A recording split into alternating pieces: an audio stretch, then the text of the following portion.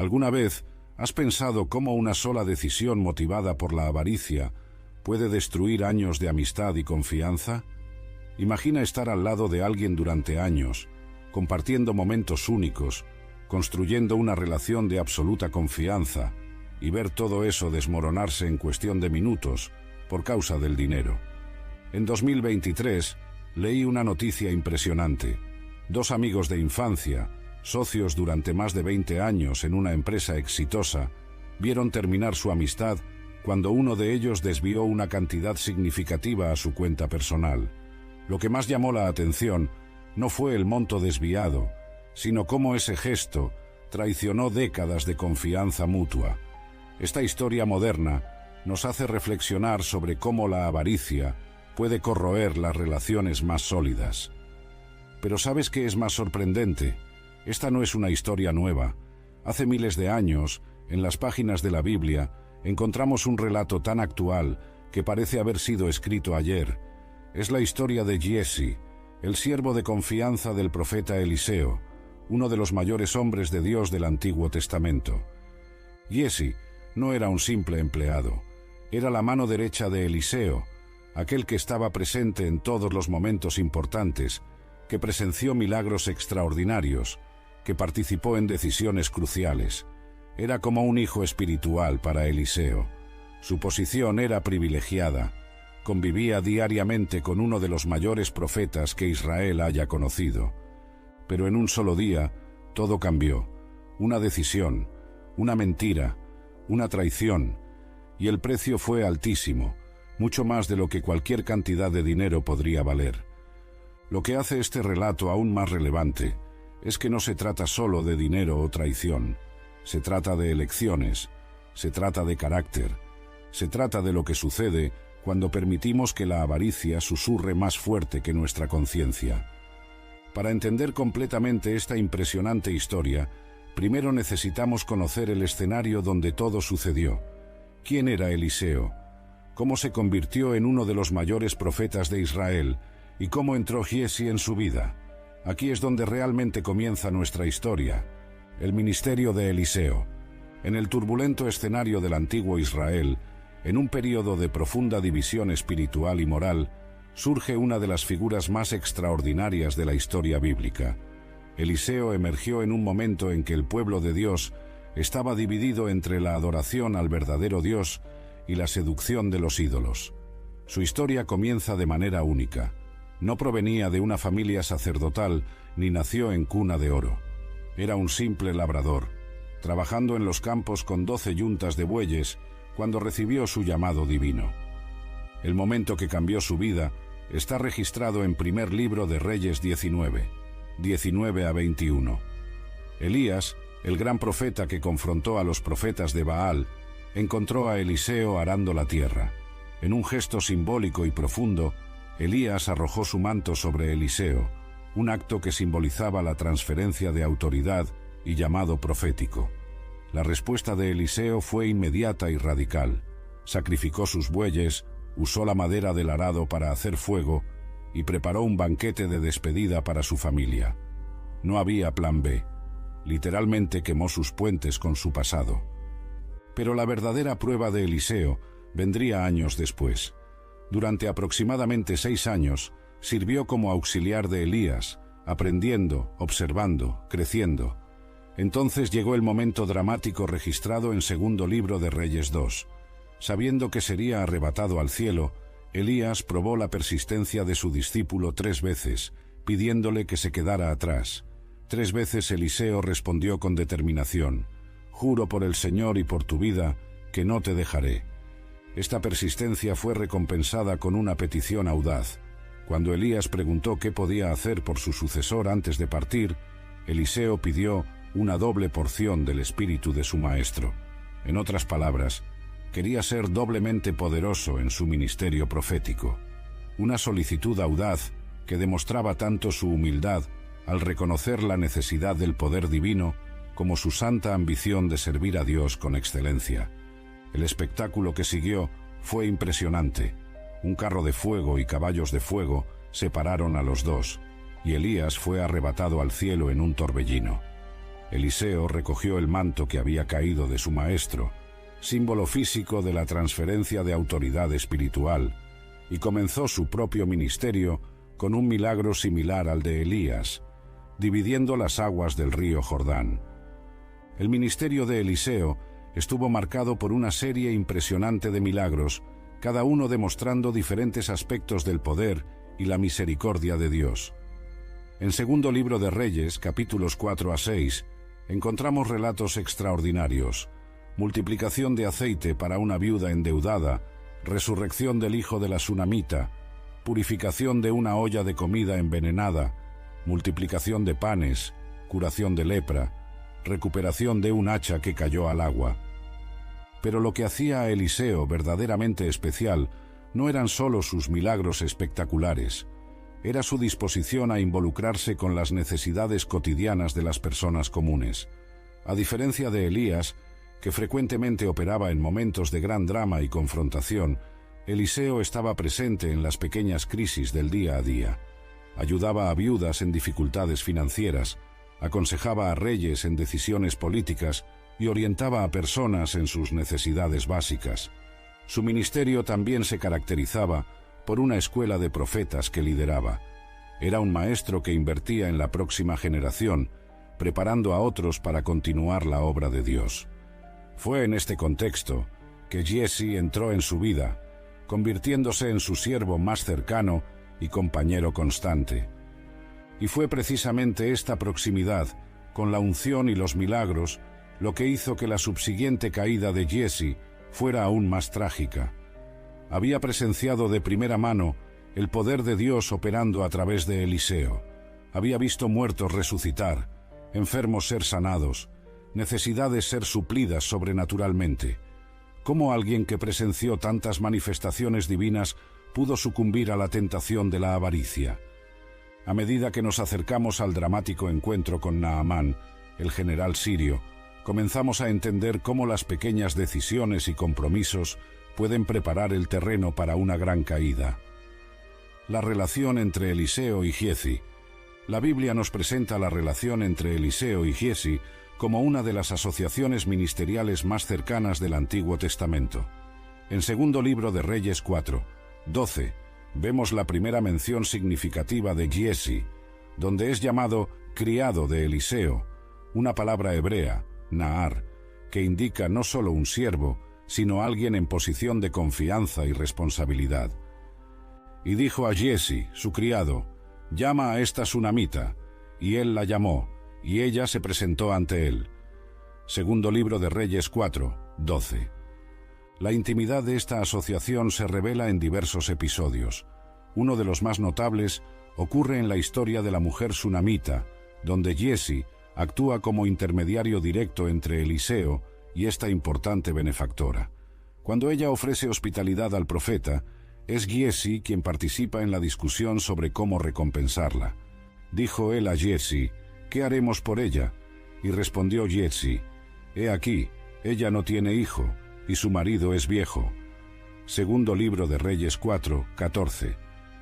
Esta interacción muestra que Giezi no era un mero siervo, participaba activamente en las decisiones y en el ministerio de Eliseo. El profeta confiaba en su discernimiento y valoraba su opinión. La confianza depositada en Giezi es aún más evidente cuando Eliseo lo envía en misiones importantes. En Segundo Libro de Reyes 4, 29 a 31, es enviado con el bastón del profeta para intentar resucitar al hijo de la sunamita. Entonces dijo a Giezi, «Ciñe tus lomos, toma mi báculo en tu mano y ve.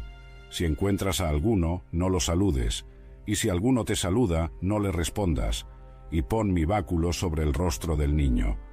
Segundo Libro de Reyes 4, 29. Esta misión demuestra el nivel de autoridad delegada que Giezi poseía. Portar el bastón del profeta era un honor significativo, simbolizando la extensión del ministerio y autoridad de Eliseo.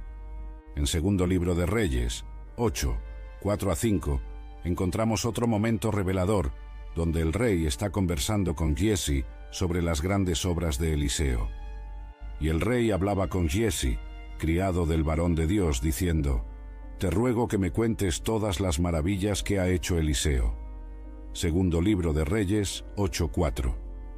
Este texto nos muestra que Giezi no era solo un observador pasivo, era un cronista y testigo de los milagros de Dios, alguien considerado confiable, incluso para relatar estas historias al rey.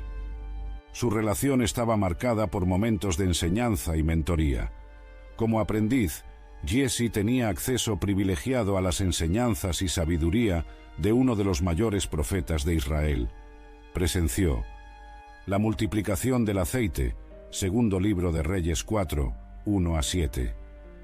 La resurrección del hijo de la Sunamita, segundo libro de Reyes 4, 32-37. La purificación de la comida envenenada, segundo libro de Reyes 4, 38-41. La multiplicación de los panes, segundo libro de Reyes 4, 42-44. Diversos consejos dados a reyes y autoridades, segundo libro de Reyes, capítulos 6-7. Sin embargo, como en cualquier relación de mentoría, también hubo momentos de corrección. En segundo libro de Reyes 4, 27, vemos a Giezi siendo reprendido por intentar alejar a la mujer sunamita afligida. Déjala, porque su alma está en amargura, y el Señor me ha encubierto el motivo y no me lo ha revelado. Segundo libro de Reyes 4, 27. Esta dinámica de confianza, autoridad delegada y corrección amorosa hizo que la eventual traición de Giezi fuera aún más dolorosa. No era solo un siervo, era un hijo espiritual, un confidente, alguien en quien Eliseo había invertido años de enseñanza y confianza. A medida que nos acercamos al incidente con Naamán, es importante entender que la caída de Giezi no fue un evento aislado, sino el culminar de decisiones sutiles que fueron corroyendo su carácter a lo largo del tiempo. Como Proverbios 4, 23 nos advierte: sobre toda cosa guardada, guarda tu corazón, porque de él mana la vida. La llegada de Naamán. Era un día aparentemente común en Israel cuando la noticia se propagó. Una impresionante comitiva se acercaba a la ciudad. Al frente estaba Naamán, comandante del ejército de Siria, un hombre de gran prestigio y poder. Las Escrituras nos revelan en segundo libro de Reyes 5, que este era un gran hombre delante de su Señor, y lo tenía en alta estima, porque por medio de él había dado el Señor salvación a Siria. Era este hombre valeroso en extremo, pero leproso. Naamán representaba todo lo que el mundo consideraba importante: poder, riqueza, influencia militar. A través de él, nos dice la Biblia, el Señor había dado victorias a Siria. Su nombre resonaba con respeto en los palacios de Damasco y en las calles de Israel. Pero había un pero en su vida: la lepra, una enfermedad que no respetaba posición social o poder militar.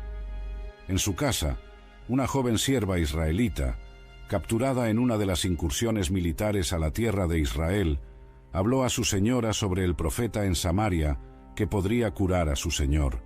Es conmovedor cómo Dios usó a una pequeña sierva, arrancada de su tierra natal, para dirigir a un poderoso general al único que podía ayudarlo. Si rogase mi señor al profeta que está en Samaria, él lo sanaría de su lepra. Segundo libro de Reyes 5, 3. La esperanza de esa simple sugerencia movió montañas de protocolo diplomático. El rey de Siria envió una carta al rey de Israel junto con un presente extraordinario: 10 talentos de plata, 6.000 siclos de oro y 10 mudas de ropa. El valor era astronómico, demostrando tanto la desesperación de Naamán como su capacidad financiera. Cuando la carta llegó al rey de Israel, rasgó sus vestiduras en desesperación, interpretando la solicitud como una provocación para la guerra. «Soy yo Dios, que mate y dé vida, para que éste envíe a mí a un hombre para que lo sane de su lepra». Segundo libro de Reyes 5, 7. El miedo del rey revelaba tanto su falta de fe como el poder político de Naamán. Fue entonces cuando Eliseo, al enterarse del incidente, envió un mensaje al rey: «¿Por qué has rasgado tus vestiduras? Que venga ahora a mí, y sabrá que hay profeta en Israel». Segundo libro de Reyes 5, 8. Aquel momento no era solo sobre la curación de un hombre, se trataba de demostrar el poder del Dios de Israel a una nación extranjera. La llegada de Naamán a la casa de Eliseo fue un estudio sobre expectativas y humildad. El general sirio, acostumbrado a comandar ejércitos y ser tratado con deferencia, se detuvo a la puerta del profeta con sus caballos y carros. Para su sorpresa e inicial indignación, Eliseo ni siquiera salió a recibirlo. En cambio, envió un mensajero con instrucciones simples. «Ve y lávate 7 veces en el Jordán, y tu carne se te restaurará, y serás limpio». Segundo libro de Reyes 5:10. La reacción de Naamán fue explosiva. «He aquí yo decía para mí, saldrá él luego, y estando en pie, invocará el nombre del Señor su Dios, y alzará su mano, y tocará el lugar, y sanará la lepra». Segundo libro de Reyes 5:11. Esperaba un espectáculo, un ritual elaborado, algo digno de su posición. En cambio, recibió una orden para bañarse en un río que consideraba inferior a los ríos de su tierra. Fueron sus propios siervos quienes le ayudaron a ver la sabiduría en la simplicidad del mandato. «Padre mío, si el profeta te mandara alguna gran cosa, ¿no la harías? Cuánto más diciéndote, lávate y serás limpio». Segundo libro de Reyes 5:13. Aquel momento de humildad cambiaría no solo su cuerpo, sino su alma. Cuando Naamán emergió del Jordán por 7ª vez, su piel estaba como la de un niño. La transformación física era solo el comienzo. Su corazón también había cambiado. Regresó a Eliseo, ya no como un general orgulloso, sino como un hombre transformado por la gracia, declarando: «He aquí ahora conozco que no hay Dios en toda la tierra, sino en Israel». Segundo libro de Reyes 5:15. Fue en este momento crucial que Eliseo demostró un principio fundamental.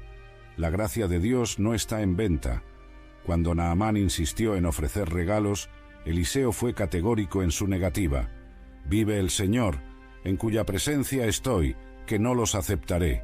Segundo libro de Reyes 5:16. Era una lección poderosa sobre la naturaleza gratuita de la gracia divina. Poco sabía Eliseo que su negativa a los regalos sería el detonante para una serie de eventos que pondrían a prueba la integridad de su siervo más cercano. Mientras Naamán partía transformado y agradecido, los ojos de Giezi seguían fijos en los tesoros que acababan de marcharse. La traición de Giezi. Mientras el polvo levantado por el carruaje de Naamán aún bajaba en el horizonte, un pensamiento peligroso comenzó a formarse en la mente de Giezi. «He aquí mi señor estorbó a este sirio Naamán, no tomando de su mano las cosas que había traído. Vive el Señor, que correré tras él y tomaré de él alguna cosa». Segundo libro de Reyes 5:20. Ese momento marcó el inicio de una secuencia de decisiones que cambiarían para siempre la vida del siervo de Eliseo. Años de convivencia con milagros, años presenciando la provisión divina, años observando la integridad de su maestro. Todo fue momentáneamente eclipsado por el brillo de la plata y el oro que Naamán había ofrecido. La narrativa bíblica nos permite seguir el proceso de la traición desplegándose paso a paso. Primero vino la racionalización. ¿Por qué dejar ir tantas riquezas? Su maestro no necesitaba saber. Al fin y al cabo, Naamán era rico, y esa cantidad sería insignificante para él. El corazón de Giezi comenzó a tejer justificaciones para sus acciones futuras. Así Giezi siguió a Naamán. Segundo libro de Reyes 5:21. La urgencia en sus pasos revelaba la intensidad de su deseo. Cuando Naamán lo vio corriendo tras su comitiva, descendió inmediatamente del carro para encontrarlo, demostrando respeto por la posición de Giezi como representante del profeta. «¿Va todo bien?», preguntó el general sirio, genuinamente preocupado. Fue en ese momento que Giezi pronunció las palabras que sellarían su destino. Construyó una mentira elaborada. «Bien, mi señor me envía a decirte, he aquí, vinieron a mí en este momento 2 jóvenes de los hijos de los profetas de la región montañosa de Efraín. Te ruego que les des un talento de plata y 2 mudas de vestidos». Segundo libro de Reyes 5, 22. La mentira fue cuidadosamente diseñada. Giezi mencionó a los hijos de los profetas, algo plausible dado el ministerio de Eliseo. Especificó una región, añadiendo credibilidad a la historia. Pidió menos de lo que Naamán había ofrecido originalmente, haciendo la solicitud aparentemente más modesta y, por lo tanto, más convincente. Naamán, en su gratitud recién descubierta por el Dios de Israel, no solo accedió, sino que insistió en dar más. Te ruego que tomes 2 talentos. Segundo libro de Reyes 5, 23. La generosidad del sirio solo amplió la gravedad de la traición de Giezi. 2 talentos de plata fueron atados en 2 sacos, junto con 2 mudas de vestidos, y 2 siervos de Naamán fueron designados para cargar los regalos. Al acercarse a la colina donde vivía, Giezi despidió a los siervos de Naamán. Al llegar a un lugar secreto, él tomó las cosas de manos de ellos y las guardó en la casa. Luego mandó a los hombres que se fueran.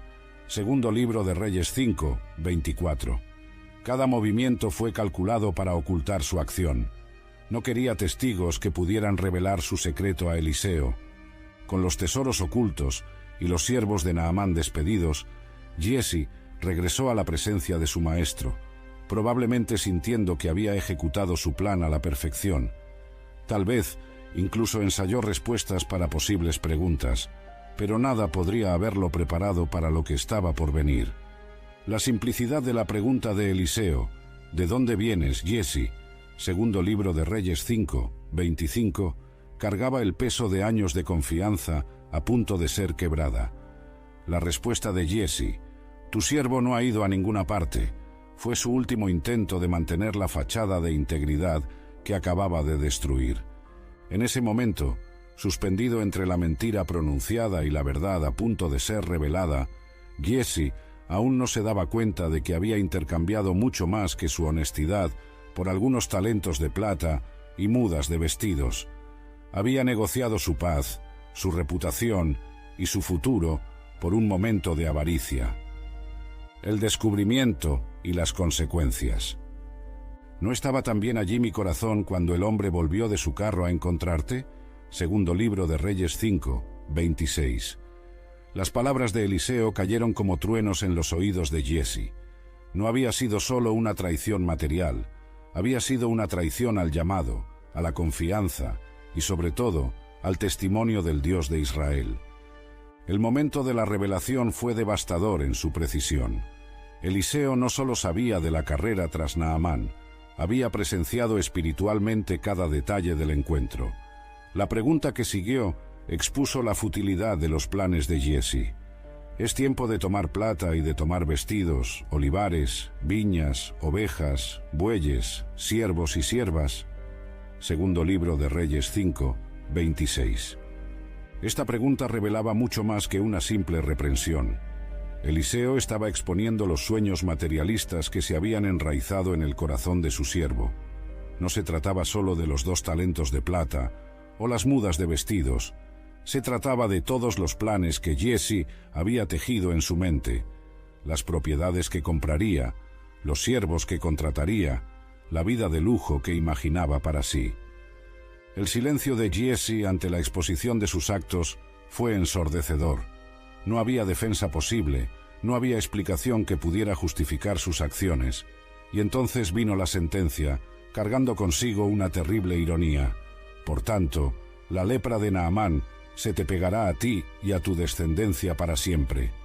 Segundo libro de Reyes 5, 27. El castigo llevaba un simbolismo profundo. La misma enfermedad de la cual Naamán había sido curado gratuitamente, ahora se convertía en la marca permanente de la avaricia de Giezi. Y salió de delante de él leproso, blanco como la nieve. Segundo libro de Reyes 5, 27. La transformación fue instantánea, así como lo había sido la curación de Naamán, pero en dirección opuesta. La lepra no era solo un castigo físico, era un símbolo vivo de las consecuencias del pecado. En la ley mosaica, el leproso era considerado impuro, forzado a vivir fuera del campamento, separado de la comunidad. Giezi, que una vez andaba libremente entre los profetas, y tenía acceso a los reyes, ahora se encontraba excluido de la sociedad. Más doloroso aún era el aspecto hereditario de la maldición: a ti y a tu descendencia para siempre.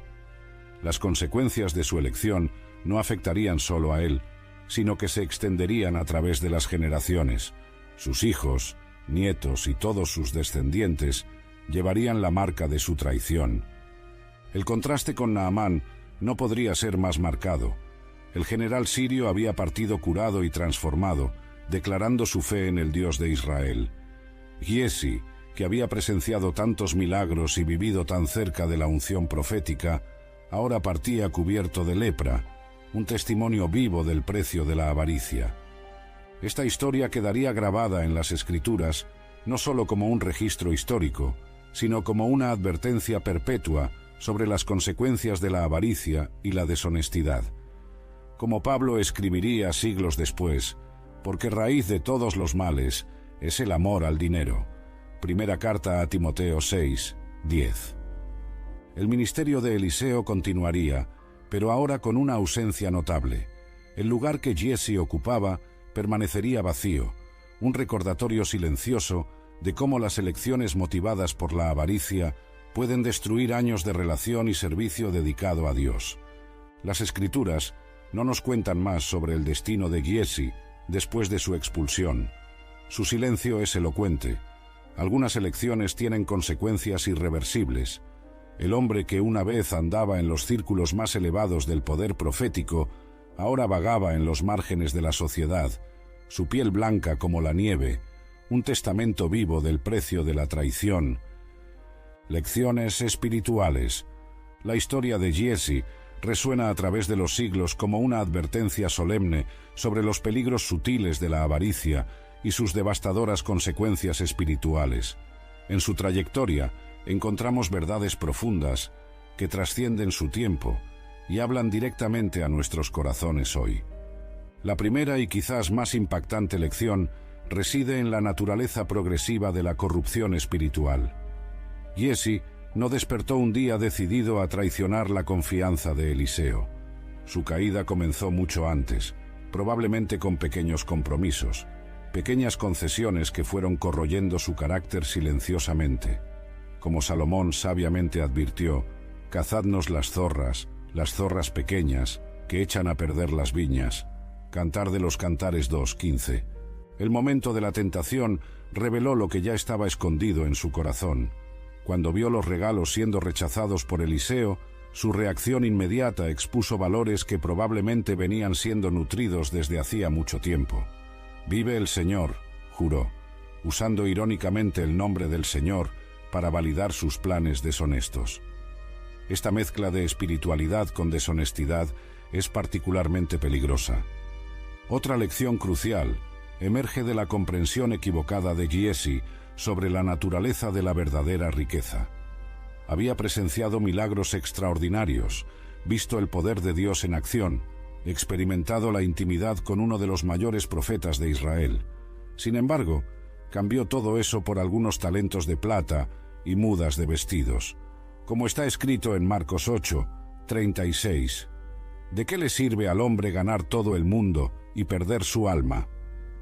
La historia también nos enseña sobre la diferencia entre posición y disposición espiritual. Giesi ocupaba una posición privilegiada al lado de Eliseo, pero su proximidad física con el profeta no garantizó una transformación interior. Nos recuerda las palabras de Jesús sobre aquellos que dirían: «Señor, Señor, ¿no profetizamos en tu nombre?», pero oirían en respuesta: «Nunca os conocí». Mateo 7:22-23. El contraste entre Eliseo y Giesi en sus respectivas actitudes ante la riqueza es particularmente instructivo. Eliseo rechazó los regalos de Naamán no por desprecio a la riqueza en sí, sino porque comprendía que la gracia de Dios no está en venta. Como Pedro diría más tarde a Simón, el mago: «Tu dinero perezca contigo, porque has pensado que el don de Dios se obtiene con dinero». Hechos 8:20.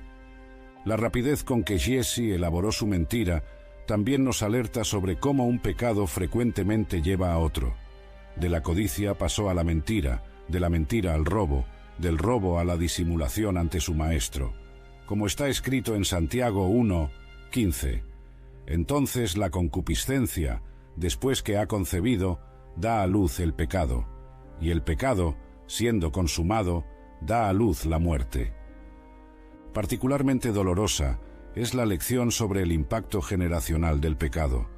La maldición que cayó sobre Giesi afectaría también a su descendencia, recordándonos que nuestras elecciones morales tienen consecuencias que pueden afectar a generaciones futuras. Como está escrito en Éxodo 20:5, visito la maldad de los padres sobre los hijos hasta la tercera y cuarta generación de los que me aborrecen. La transformación instantánea de Giesi en leproso sirve como una poderosa metáfora de la naturaleza corrosiva del pecado. Así como la lepra comienza internamente antes de manifestarse externamente, el compromiso moral también comienza en el corazón antes de revelarse en acciones visibles, como Jesús enseñó, porque de dentro, del corazón de los hombres, salen los malos pensamientos. Marcos 7:21. Por último, la historia nos enseña sobre la imposibilidad de engañar a Dios. Giesi pudo haber pensado que estaba actuando en secreto, pero como David reconoció en su momento de arrepentimiento, contra ti solo he pecado, y he hecho lo malo delante de tus ojos. Salmos 51:4. Estas lecciones, aunque extraídas de una historia antigua, permanecen vivas y relevantes. Nos llaman a examinar nuestros propios corazones, a evaluar nuestras motivaciones y a considerar cuidadosamente el valor eterno de nuestras elecciones diarias. Aplicación moderna.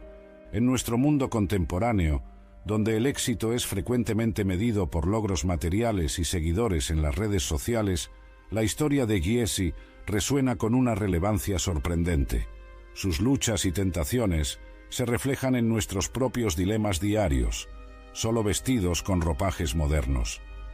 Imagina a un joven asistente ejecutivo trabajando directamente con un CEO respetado en una gran empresa.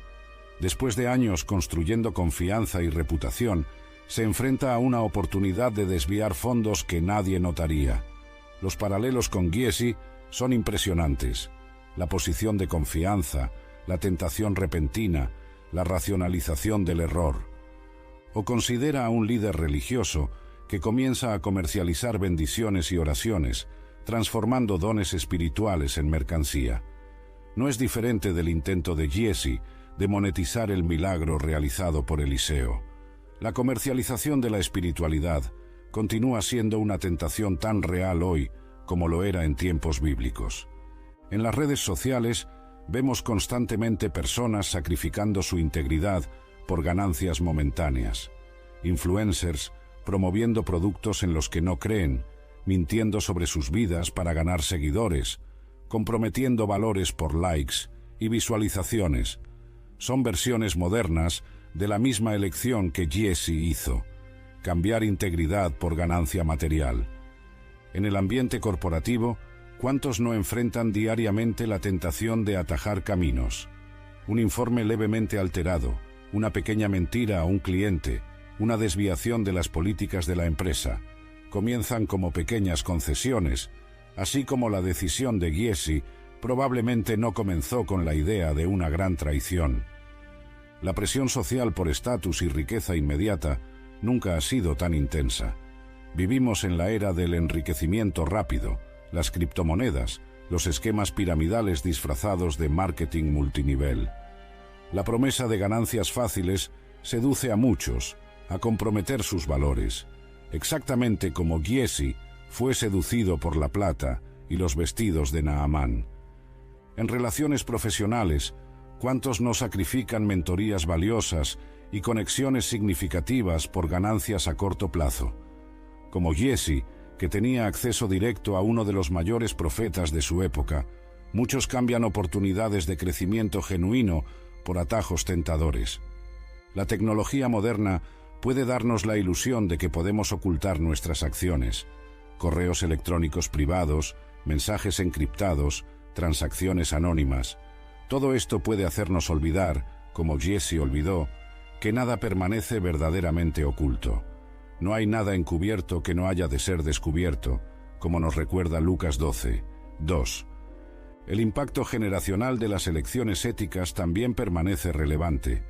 Ejecutivos que construyen fortunas a través de prácticas antiéticas frecuentemente ven a sus familias destruidas por el mismo dinero que acumularon deshonestamente. El ADN espiritual de la avaricia tiene una forma de replicarse a través de las generaciones. En nuestra cultura de cancelación, donde reputaciones pueden ser destruidas instantáneamente, la transformación repentina de Giesi, de respetado siervo del profeta a leproso marginado, encuentra paralelos modernos inquietantes. Una decisión equivocada, expuesta públicamente, puede manchar permanentemente una reputación construida a lo largo de años. Sin embargo, también existen Eliseos modernos, personas que eligen mantener su integridad, incluso cuando eso significa rechazar ganancias materiales significativas.